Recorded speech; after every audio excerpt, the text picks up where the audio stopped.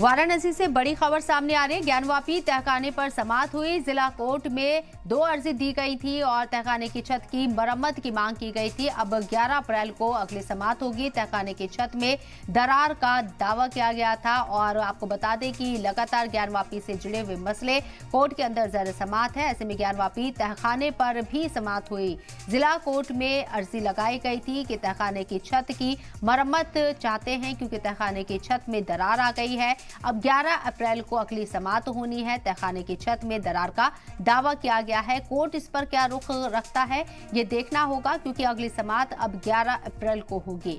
वाज़ेह रहे कि तहखाने को लेकर इससे पहले भी कई अर्जियां लगाई जा चुकी हैं और व्यास के तहखाने में पूजा करने की इजाजत भी मिल चुकी है। अब ज्ञानवापी तहखाने पर समाअत जिला कोर्ट में हुई थी इस बात को लेकर कि तहखाने की छत की मरम्मत करवानी है क्योंकि छत में दरार आ गई है। हालांकि कोर्ट ने अगली डेट दी है। 11 अप्रैल को अगली समाअत होने वाली है इस पूरे मामले में।